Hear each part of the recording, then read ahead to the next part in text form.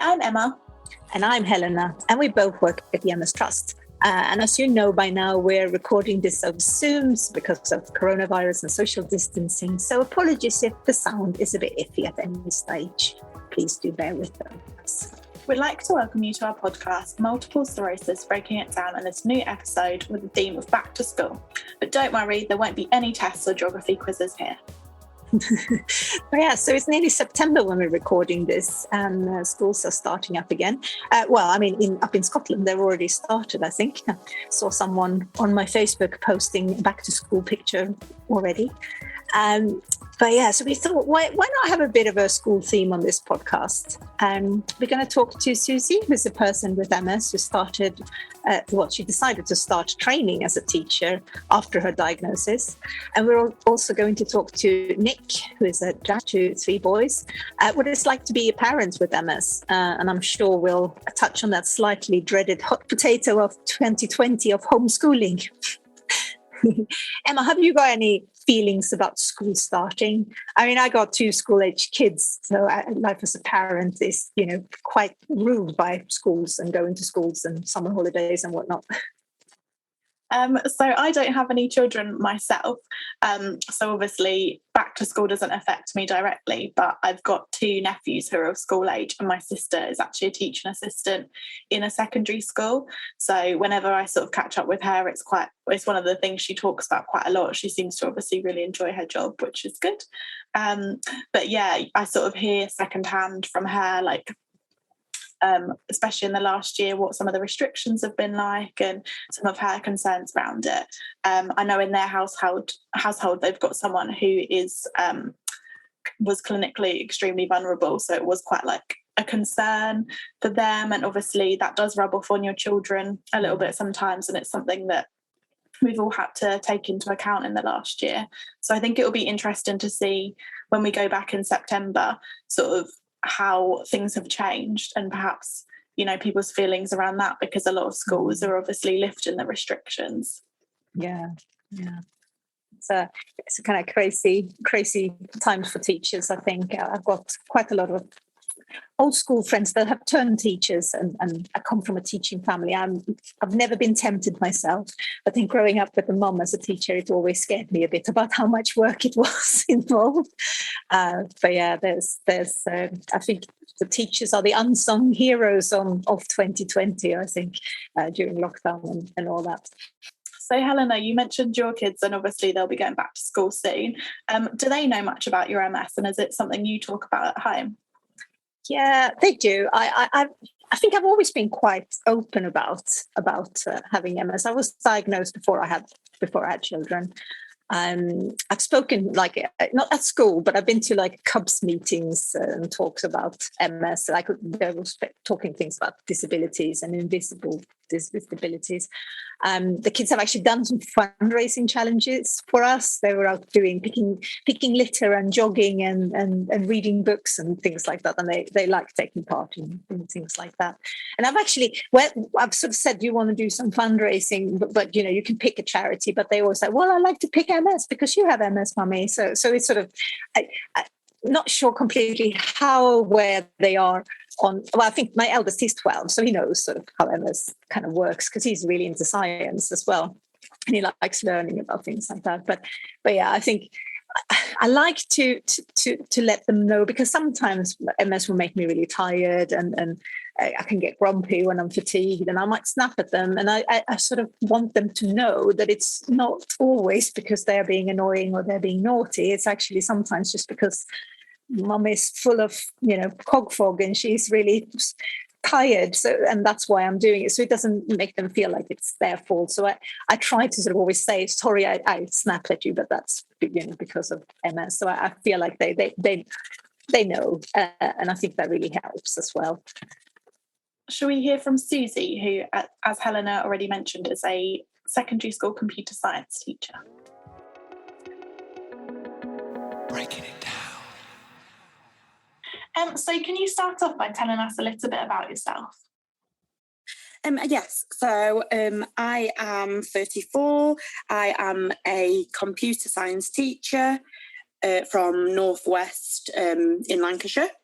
So I've only actually qualified as an NQT a few months ago because of COVID. So I've actually been teaching since, say, 2019, say as like a supply teacher. But with COVID happening, then obviously that's delayed everything in life. So I've only just got my certificate to say I'm finally a teacher. Well done. I have a little dog called Indy. I live with my partner, Simon. And yeah, that's it really.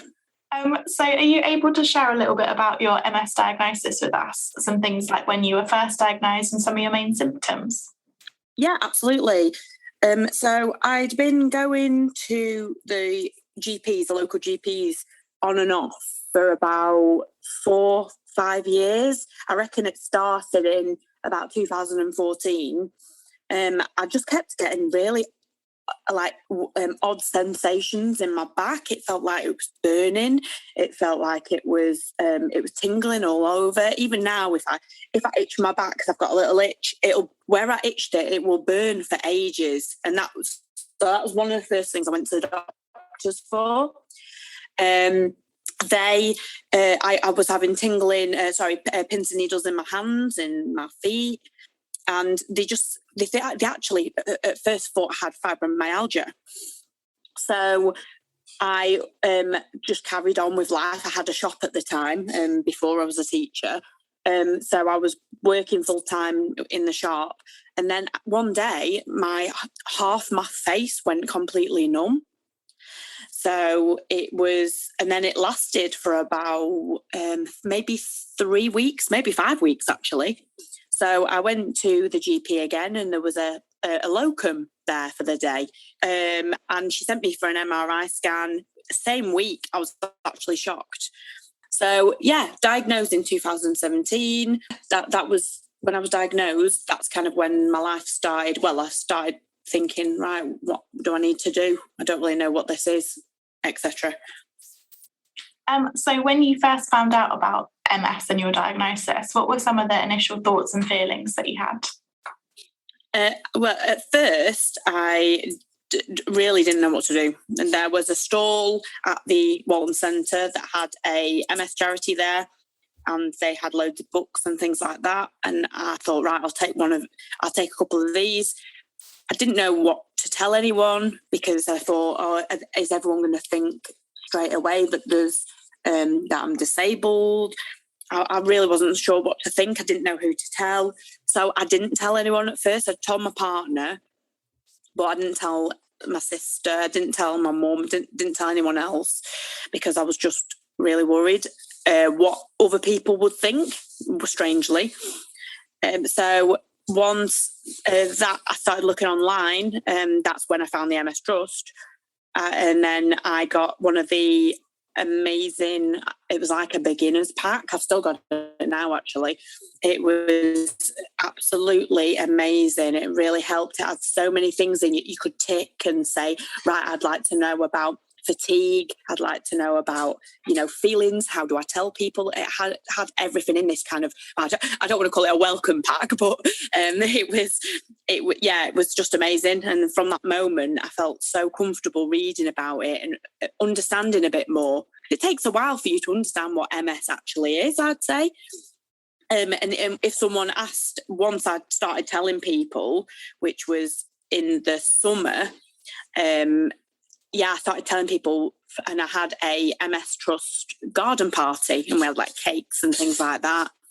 And that's when I kind of told everyone, and everyone was like, I didn't know you had MS. So I was like, yeah, because I've not told anyone. So it was, but everyone was really great at that. And I think I raised like nearly £300 just on a few cakes and stuff. It was amazing that day. And obviously it was a great way to, tell everyone as well. That's really good, that you managed to sort of tell everyone, but at the same time have quite a nice event. So it sort of took the pressure off a bit, I suppose. And how did after people sort of had shared their initial reactions, did you find that you had to educate them a little bit about MS? Yeah, definitely. I obviously I got a few messages on WhatsApp and things like that, and through Facebook, because I started sharing because I felt comfortable then. So I was diagnosed in the October of 2017, but it wasn't until the following summer that I had the garden party. So it was quite a while.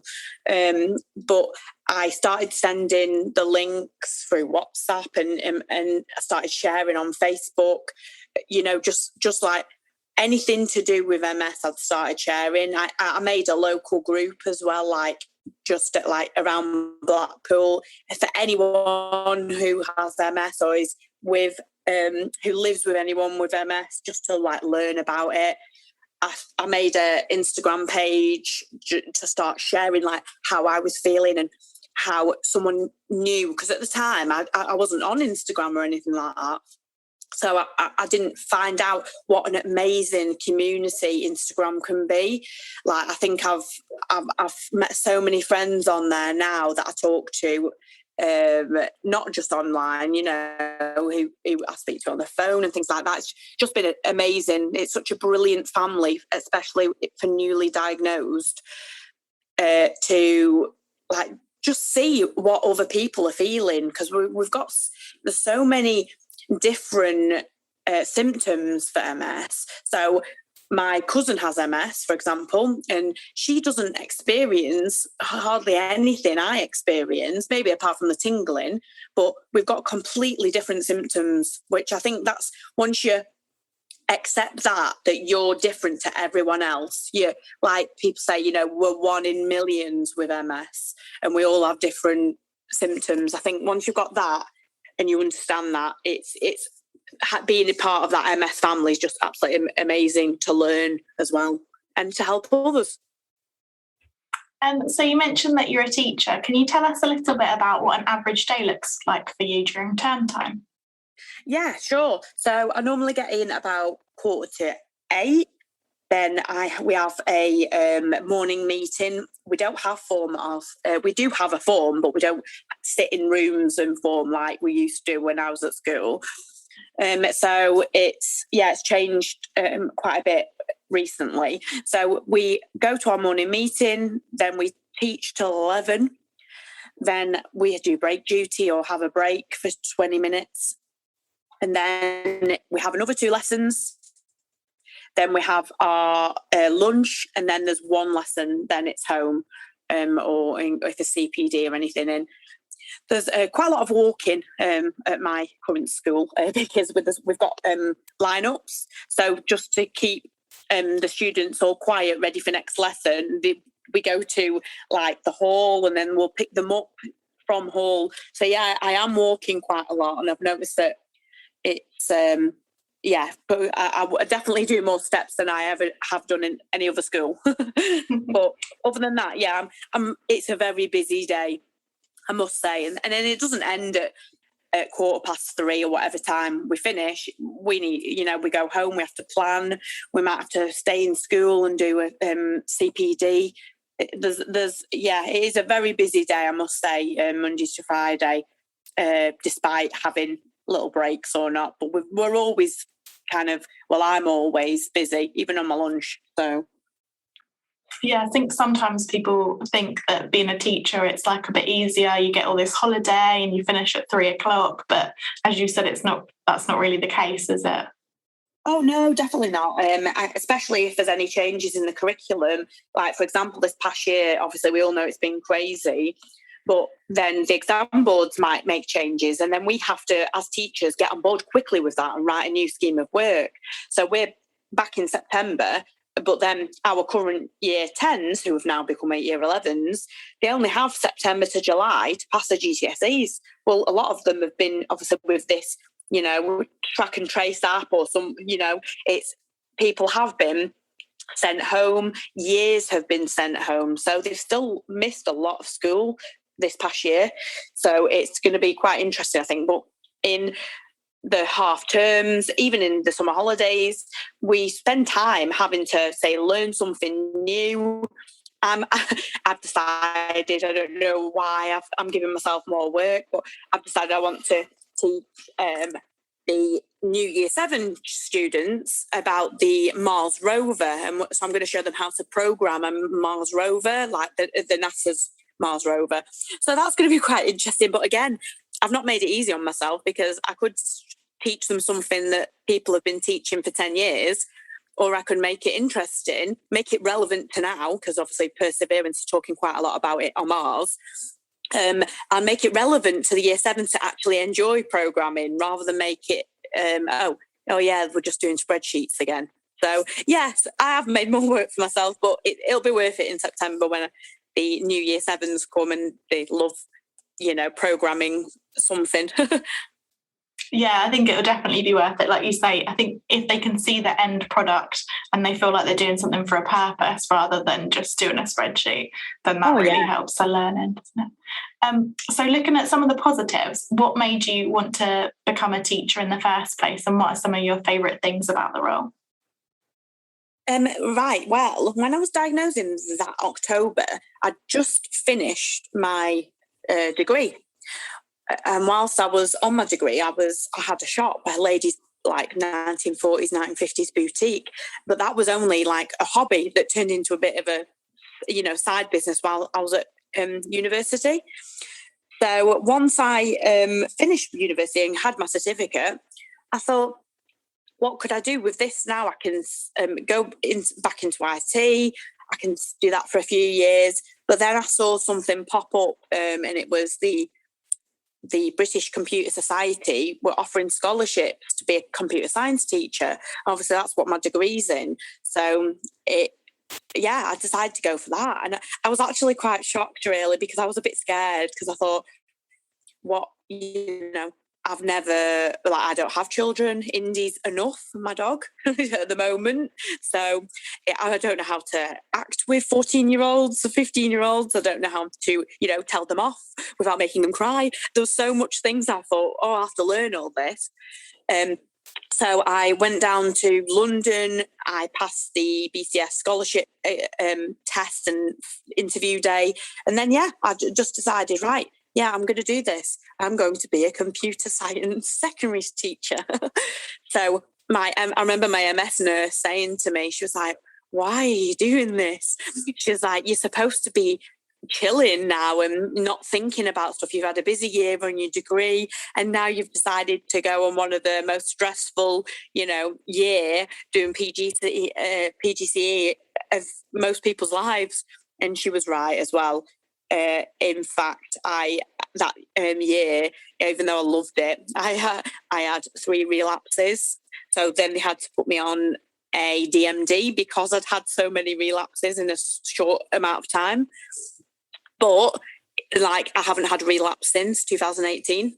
So it's got all kind of molded into one. The teaching side, I passed my PGCE. I did supply at different schools, and then I got my permanent role at my current school. So it's been totally worth it doing that PGCE year. Some may say differently, but I don't like to give up. I really don't like to give up just because I've got MS. I don't want to say, right, nope, I can't do that. I am going to do it. So when my MS nurse said, why would you do that? Why would you make your life more busy? And I thought, because I don't want MS to win. I don't want it to say, no, Suzy, you're not going to be a teacher. You're going to have to do something else. So that's how I became a teacher. So you mentioned that your days can be quite busy and you don't always find time for yourself, and obviously sometimes in the past that's caused relapses. How do you find that your MS plays a part in your role as a teacher, and do you have to think about certain symptoms like fatigue and taking breaks and things? So I've noticed that I adapt a lot now. So I sit down more in class. I'm struggling quite a bit with my dexterity in my fingers at the moment. So I am struggling quite a lot with writing. Well, obviously, when you have to write, 44 feedback sections on someone on 44 different students' mock exams, that's going to take a lot of time. I've just really I have to think about and adapt to everything I do at the moment. With the fatigue side, it's been quite bad these holidays, because obviously it hits me at a certain time and I have to go to bed for a little nana nap. So obviously you can't do that at school. When it comes to being tired at school, I've noticed that I just have to sit down. So I genuinely get so tired normally about 1:30, 2 o'clock.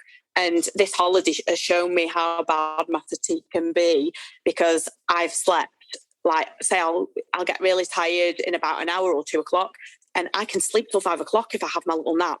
I don't want to get in the habit of that, obviously, but I am so drained I can't even keep my eyes open when it happens. So I am dreading that in September, because obviously we're still on our holidays till the 31st. So yeah, I am dreading that a little bit. But again, you've just got to know your body. If I could, go back to when I was first diagnosed, I would say, I saw the signs, and it was telling me, take it a bit slow. Stop rushing in life. Take it slow, and it's certain things maybe wouldn't have happened, but I didn't. I kept on through because I didn't want to let MS win. Are your students aware of your MS? Is that something that you've talked about with them?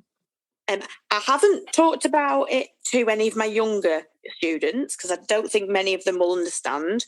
But my year 10s and the year 11s who've just left, they know, because sometimes I get brain fog really bad, because I can say a sentence at school in front of the students, and it'll be like, right, and now what you're going to do, you're going to open the remote. No, they're definitely not going to open the remote. They're going to open up the program on a computer. So, I have to I have to talk slower. So I did explain to them that I've got MS, and then I found out that a couple of people across the year, one of their siblings or one of their parents or grandma, they also had MS. So it's quite a nice little bond you get with them as well, because it's someone who may have been a bit, not sure about a new teacher. They're like, oh, right, okay, my nana's got MS as well. So, they're on the same level almost. So, yeah, just my older years now. I wouldn't tell the younger, just because I'm not too sure they'd understand. And I think it'd take too long to, explain it all in a lesson. If it's an issue, then I know then it's they know why I'm acting that way, or why I'm stumbling to the side. It's like, like I've had too much pop or something. So I do feel much better telling them.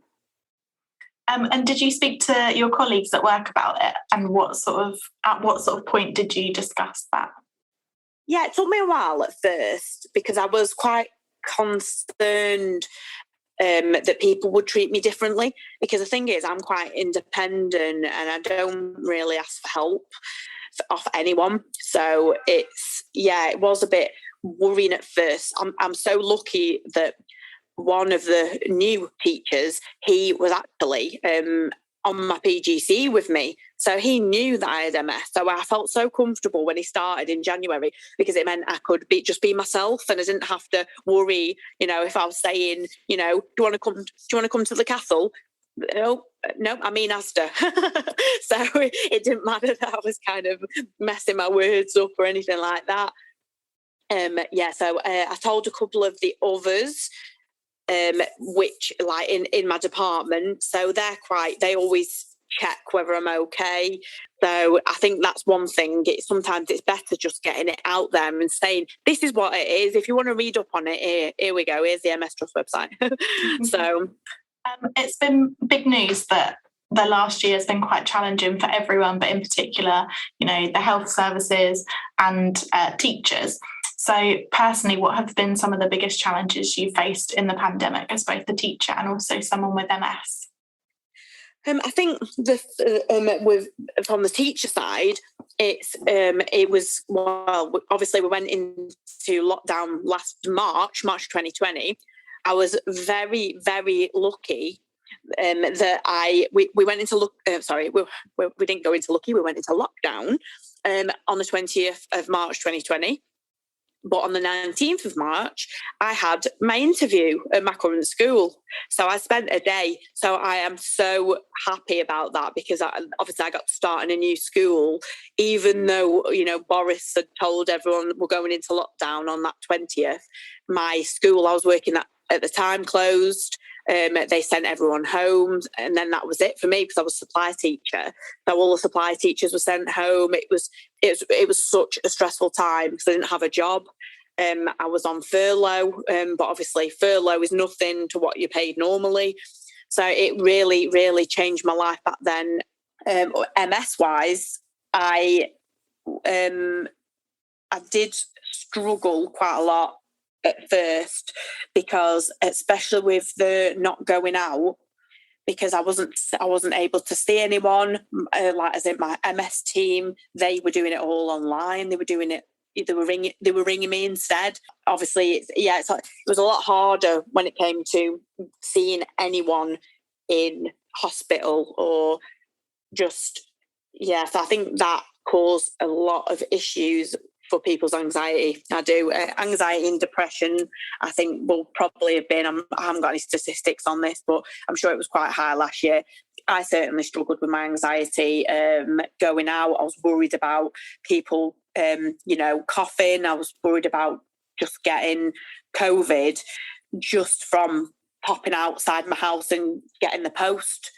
I didn't really understand how you could catch it. And at the time, everyone seemed to know someone who had COVID. So it was quite terrifying. And this is before the vaccine as well, I'm talking about. So it was, it was very stressful last year. But we've all almost got through this. So I'm hoping, I've just been for my blood tests. I went this morning. I've got to have them quite frequently because of the disease-modifying drugs I'm on.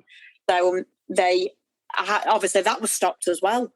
So if I don't have my blood tests, they can't send this medication out, because you have to have your bloods checked.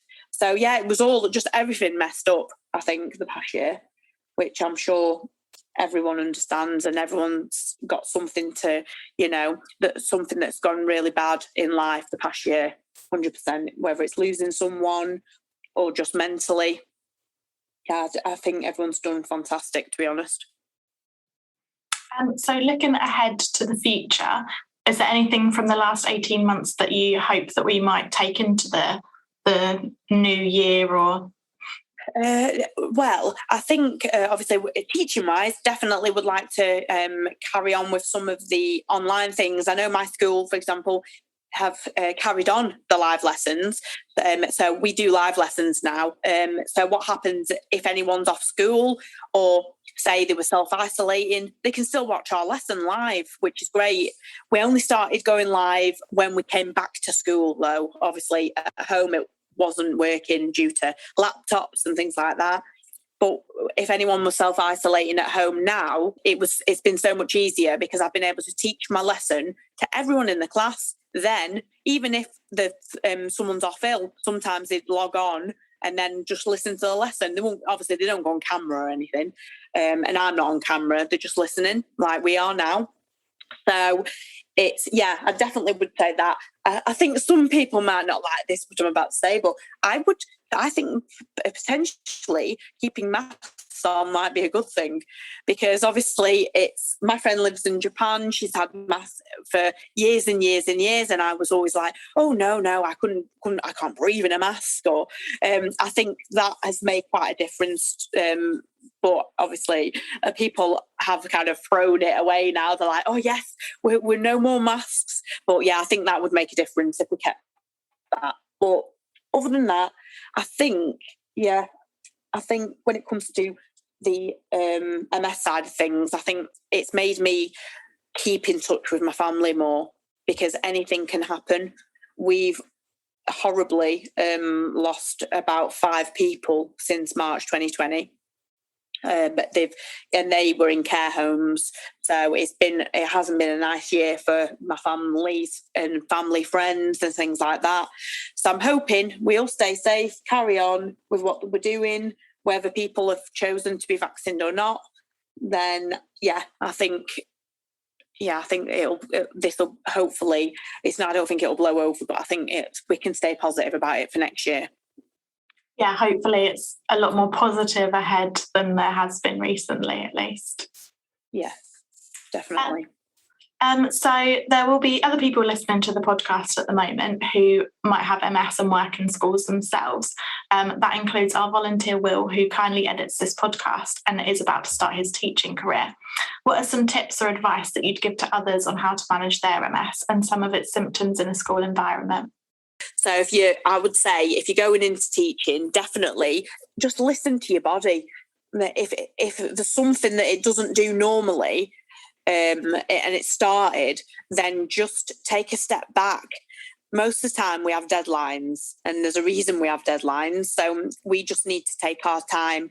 I think speaking to your head of department or speaking to the occupational health to say what will help you be a better teacher. And like I said, at my school, they've been great about my MS. And not everyone is in that same position, which is really sad. So it's, as long as you know that you've done too much, I think it helps a lot day by day. Yeah, that's definitely brilliant advice. Thank you. I think, like you say, it's all well and good. It's important to get advice from your health professional at times, but you know how your body feels and when something feels a bit different. I think you know yourself. Obviously, you would tell your MS nurse, but I know now I've done too much personally when my hand shakes. So I think it's all about you getting to know your body, but not rushing it. If you need to rest, say no. You don't have to go to the theatre tonight. You don't have to go to the cinema on Thursday. Sometimes you have to accept, and I think this was one of the hardest things to do, you have to accept that you can say no. Sometimes you need to say no. And it's horrible at first because you're like, oh, I'm such a letdown, and I'm always saying no to everything. But sometimes your body just needs it, you know. So I'd definitely take that away in future to all new teachers, all newly diagnosed MSs as well. Just know when something's wrong, ring your MS nurse, tell your GP, and someone will guide you. That's brilliant. Thank you so much for speaking with us today, Suzy. You're very welcome. Thank you very much for having me. And we're back. So next we're going to hear from Nick, who has 3 boys and shares his experiences of balancing life with MS while managing the day-to-day responsibilities of being a parent. Evidently, you manage working at the MS Trust, doing quite a lot of running, baking and things like that, as well as looking after your children and your own MS, Helena. How do you find that? When you say it like that, it makes me feel like, ooh, I'm a superhuman. and then the next thing is like, that sounds really tiring. I think you just kind of take it in your stride and take one day at a time. Some days are better than others. Some days I can do it all, and other days I have to take rests and I have to take breaks.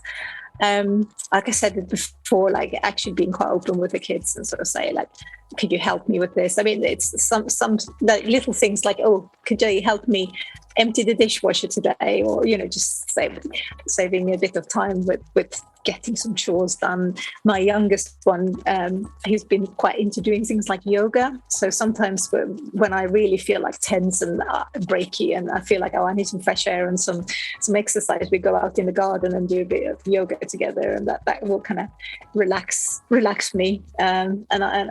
So it's just, you just have to take it one day at a time and see what's there. And some days you manage to do it and some days you don't, and that's okay. So let's hear from Nick about how he juggles the situation. So can you just start off by telling us a little bit about yourself? Yeah, sure. So I've got relapsed remitting MS. I'm 44 years old and I live in a town called Tunbridge Wells in Kent. I'm a senior editor for a collectibles company. We're best known for making football stickers and trading cards. I also love my music and I DJ in my spare time. My partner Katie and I have 2 little boys, Harvey who's 6 and Jude who's 4.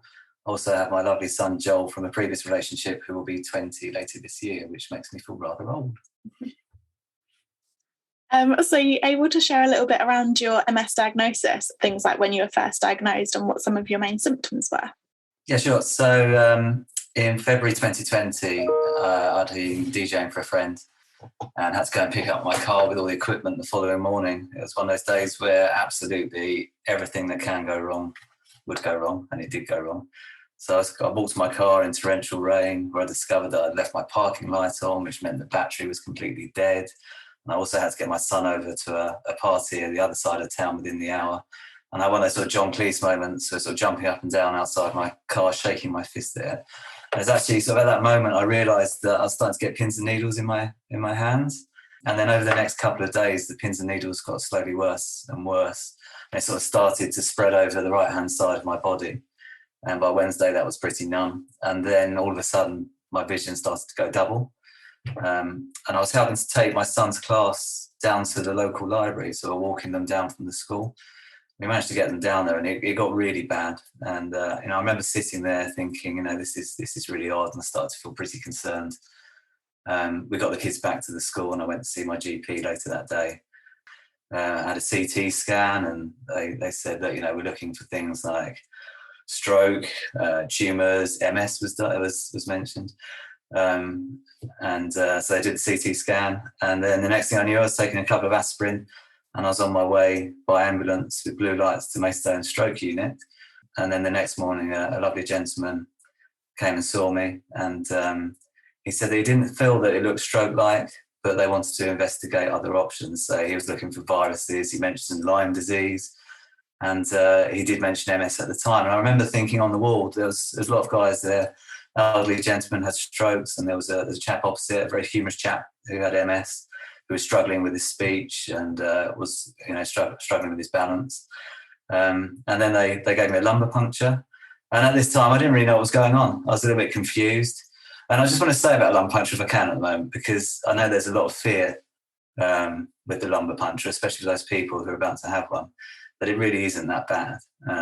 I think the fear of having a lumbar puncture is probably a lot worse than actually having it done. So for those people who are going to have one, it's really not that bad. It's not a walk in the park. The fear is a lot worse. So I had the lumbar puncture, but they sent me on my way because they felt it was safer for me to be out of hospital than in hospital. So off I went. I went home, not really knowing what was going on. I was given statins and blood thinners. So I was thinking, well, perhaps it is a stroke. And I kind of recovered at home over the next couple of weeks. My vision slowly got better. I remember sort of lying in bed, looking out the window, and the house opposite, the chimneys, were coming further and further together again. And eventually they rejoined, and I started to get the feeling back on my right-hand side, but was left with some rather odd symptoms. I went back to work, and I was left in this kind of limbo period. And then after that, we had a couple of scans, MRIs, under the stroke consultant. A second MRI with contrast, and then he called me and he said that the lumbar puncture pointed towards a diagnosis of MS, and it was from then he passed me over to my neurologist, who then confirmed the diagnosis a few months later. Evidently, that's quite a lot to go through, from thinking it might be a stroke to potentially MS and all these different things. What were some of your initial thoughts and feelings when you found out that it was MS? Well, it was very strange because it was almost like I got drip-fed the diagnosis. So it kind of came through this geriatrics consultant who was lovely, it was fantastic. And he kind of suggested that it's looking to be MS, but I was not really 100% certain. So during that call, that was the height of COVID, and I was aware that I didn't want to keep him on the line too long.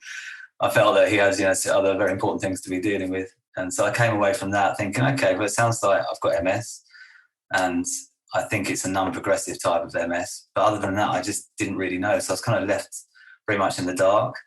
And that was a fairly frightening time. And everyone was feeling fear at that time, through the COVID, that's COVID starting up. And with that, on top of that, I started to scroll a lot. I was, going down the Google wormhole, which wasn't a great place to be, searching COVID day and night, and then a bit of MS day and night. And I didn't really know where to go with that. I was feeling pretty lost. And when you sort of eventually found out some more information on MS, what sort of resources did you find and what places did you go to?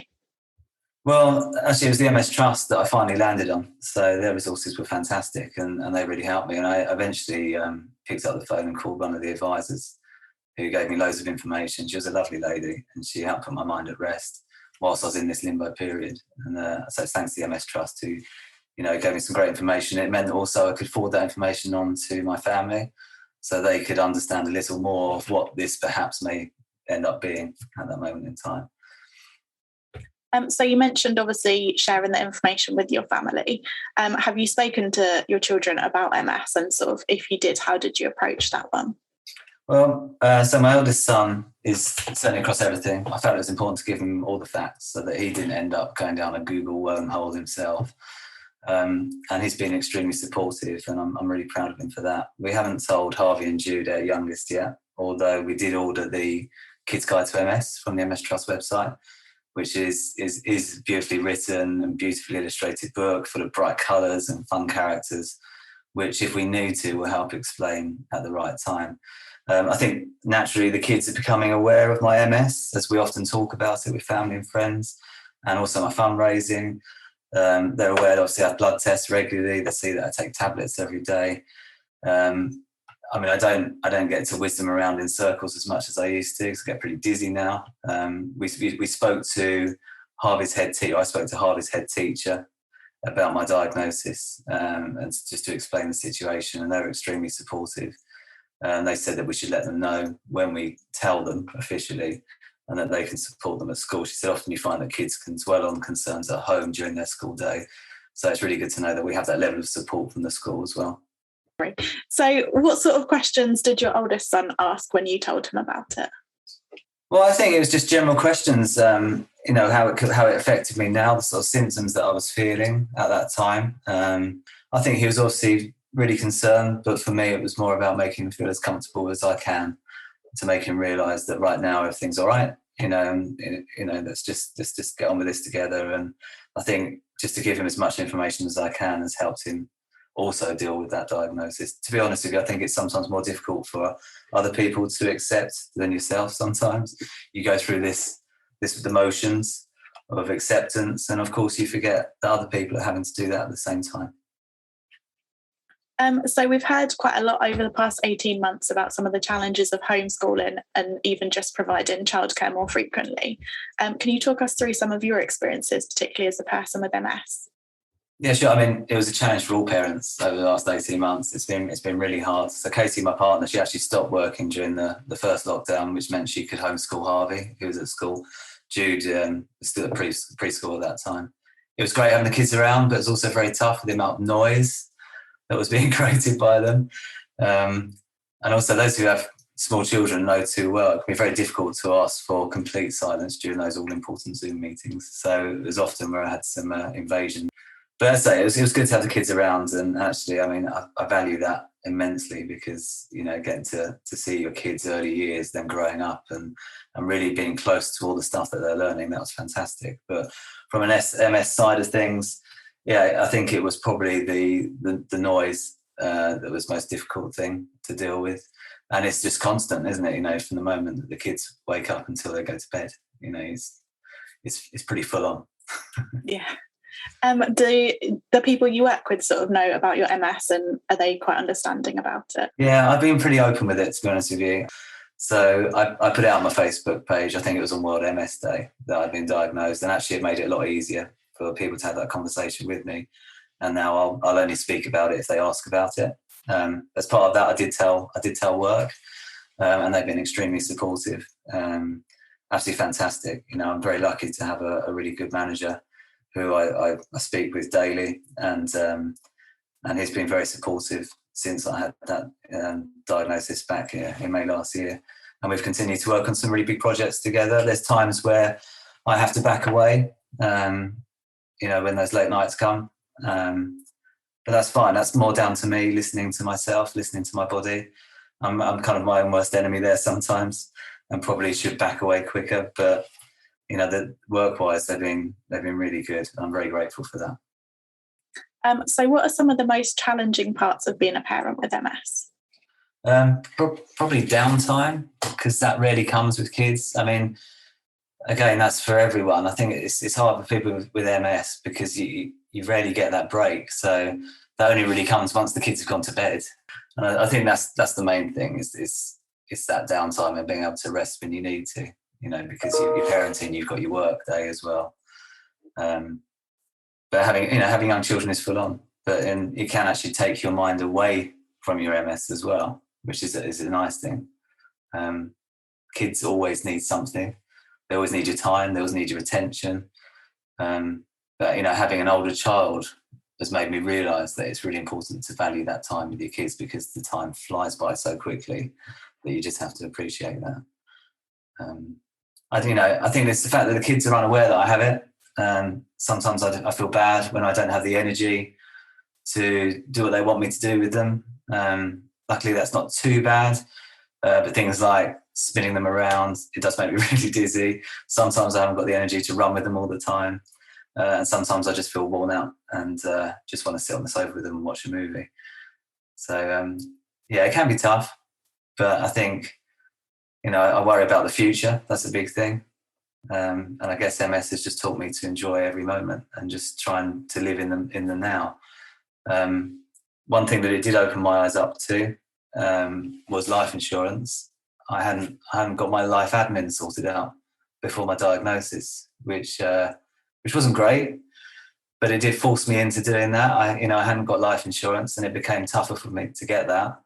But I did eventually get that in the end, and that was a massive relief for me to know that I had that security for my family in the future.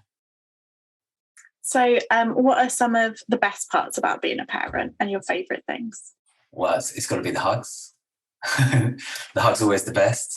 And that's probably one of the best things about being a parent. Don't get as many of them from my 20-year-old anymore, but they come. It's probably their imagination, just listening to them play, or if they're making up songs. It's fascinating. They catch you off guard with their humour, and they always continue to surprise you. I think their enthusiasm is infectious, and it makes you feel younger again. And being a parent gives you a purpose, and it makes you want to do the very best you can for them. And it's actually, like I said before, it's actually a really good distraction for my MS, because your focus during the day is on them. And I think that's great. It does make you, it brings youth, it brings joy, and that's a really important thing. So would you say that your family dynamic has changed at all now that MS has been added into the mix?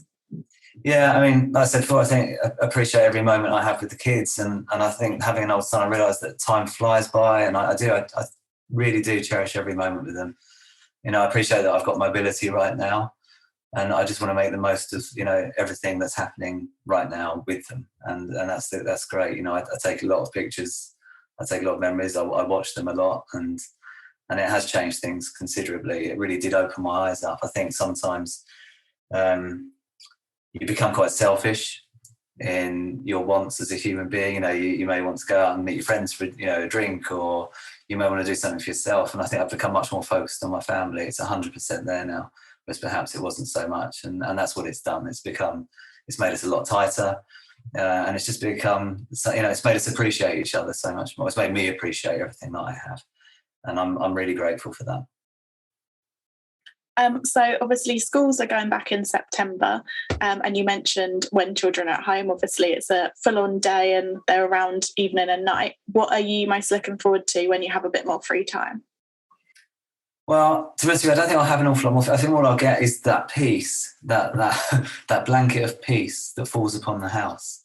Do you think you'll sort of hear the silence, when you come out of like a loud gig or something, and you can just hear the lack of sound? It's like it now. It's so everyone's out of the house at the moment, and it's odd. It's the sound of silence. It's a very strange thing. And then suddenly the wall of noise re-enters the door again, and you're off, until you get them to bed again later on that night. Yeah, it seems like a distant memory, the peace. So obviously you do quite a lot of running, and you're going to take on the London Marathon for us this year. How do you manage things like fatigue to make sure you have the energy to do things you enjoy? Yeah, look, I'm really lucky that I'm able to run, and it really actually helps me with my fatigue. I run to clear my head, and you get the runner's high, which clears the fatigue for me, and it's just like a reset switch basically. I come back and I feel more focused, and I just feel in a elevated mood, And that's how important running's become to me. It's almost as important as taking my tablet every day. So yeah, it's very special, and I'm really excited to be running the London Marathon for you guys in October.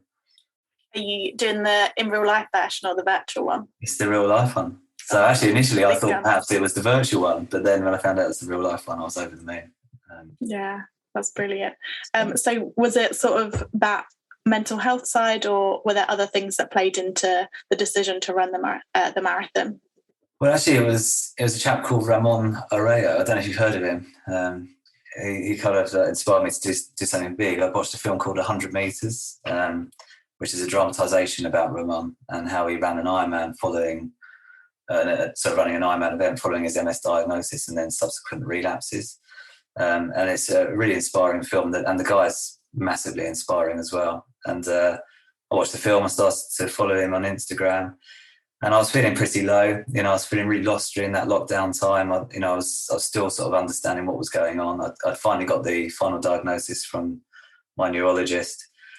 You mentioned mental health, and I mean, I think it's such an important thing. It really is for me. And I noticed that whilst running during lockdown, I had a fair few friends who would come out running with me, and us chaps aren't very good at talking. I don't know if that's because when we speak or we meet up for a beer in the pub, we talk about more trivial things. We don't often ask how you are. How are you?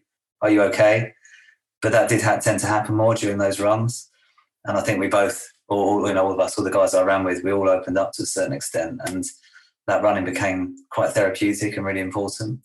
Yeah, it's really good. It's really good. And I just hope to be able to do that as long as I can. And who knows what the future holds, but, we just have to swap it over to something different if I struggle with running in the future. So what tips or advice would you give to others who have children of their own and are newly diagnosed, or perhaps them or their partner are expecting a child and they already have MS? I think for those people who have children or are expecting children, my advice would be just to rest when you can and don't push yourself too much, and do get help from family and friends when you need it, if it's available, because do you know what, those people really want to help, and sometimes you push them away because you want to be shown as being as independent as you can. And I think, just say yes if someone offers to take the kids away from you for a day. Just be appreciative of that and do it, and just get some time to yourselves. Again, maybe we don't do that enough, but that would be my advice to people. And don't be afraid to ask. Just like I said, having children is a great distraction from my MS, and I'm sure other people will find that, and it helps keep your mind busy in other areas. It's got its ups and downs, but the ups often outweigh the tougher times. People have a lot of advice. Like my advice to that is to ignore other people's advice. But, listen to yourself, and just trust what you're doing, and just be kind to yourself. And that's just probably my advice to those people.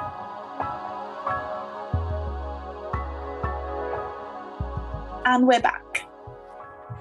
I enjoyed hearing from Nick. It's funny because obviously he mentioned he's running the London Marathon, and I'm doing that as well. So I've never met Nick in real life, but we sort of met online, both on Instagram and on Strava. I think we follow each other, and it's always interesting finding other people with MS where you have things in common. And listening to this interview, I felt like there was quite a lot of things that we have in common. Especially when it comes to the sort of managing MS with exercise. And he said sometimes it can be like taking a pill.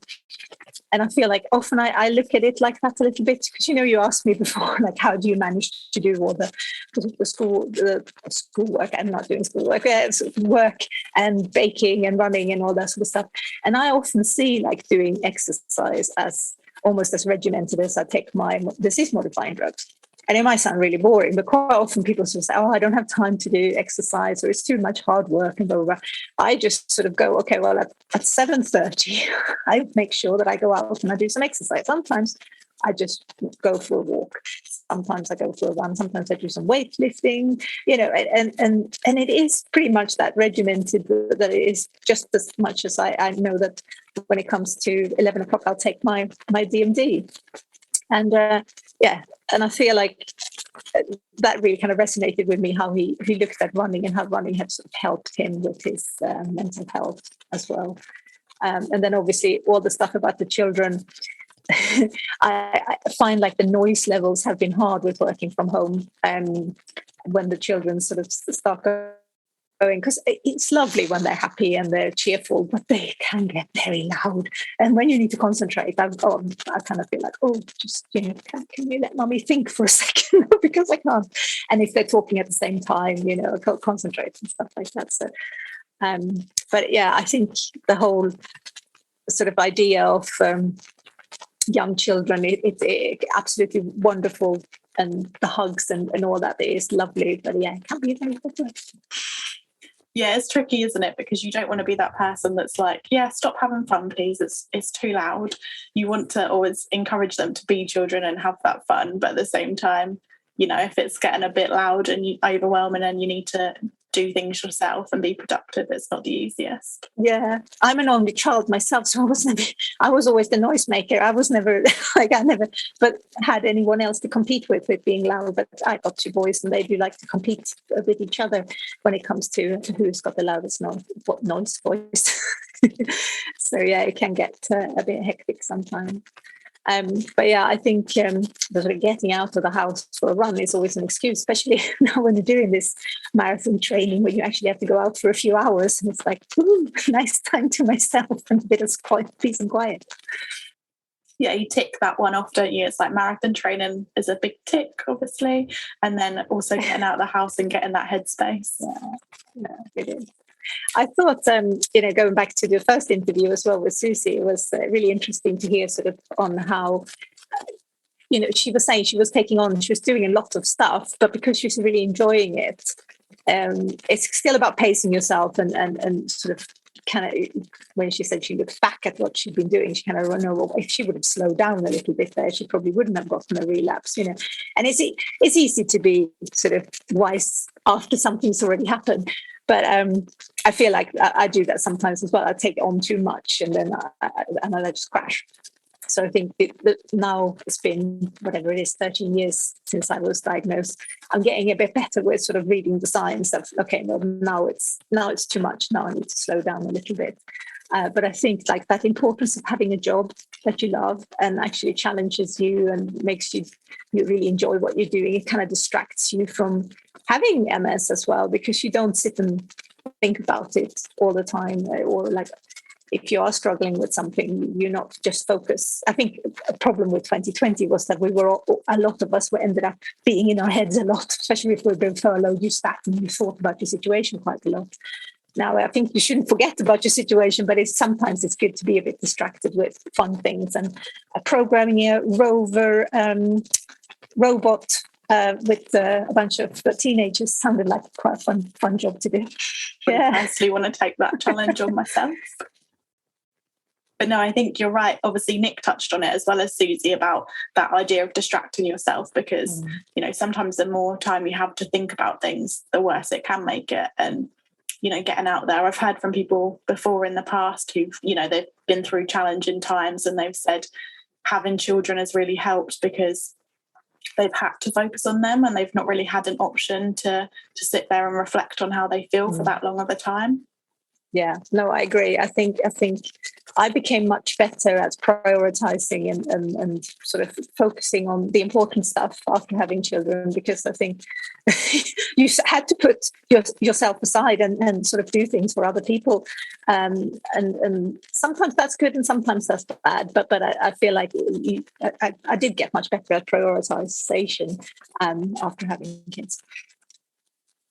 So as we've said before, raising awareness of MS, particularly because it's a condition which varies so much from person to person, is really important. Our fundraising team have developed a handy pack which helps schools to talk more about MS and understand the condition better, especially if there are teachers or children affected by it. You can access this by visiting our website, which is mstrust.org.uk, and then just head to that search bar in the top right corner, type in School Awareness Pack, and you'll find it in the results. And as always, remember, if you do have any questions about MS, we're here for you. Our inquiry service is available from Monday to Friday, except UK bank holidays, from 9 a.m. to 5 p.m. Outside of these hours, you can leave us a message and we'll get back to you as soon as we can. You can also find us on Facebook, YouTube, Twitter, and Instagram. And you can find this podcast on Spotify, Google, Apple Podcasts, and Amazon Music. Get in touch if there are any topics you'd like to hear more about. And of course, don't forget to give us a like and subscribe. And we also like to say a big thank you to Anne Chapman Audio for the music for this podcast. And of course, a big thank you to our own teacher in training, Will Berard, for editing this podcast. Thank you, Will.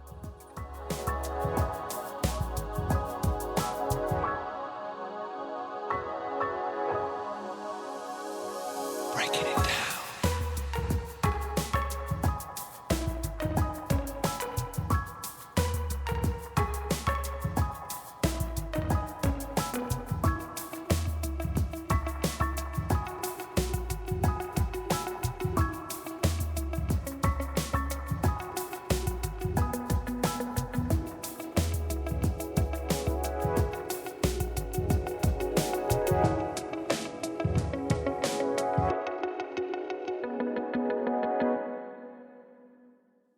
Cool. I think that's everything, right?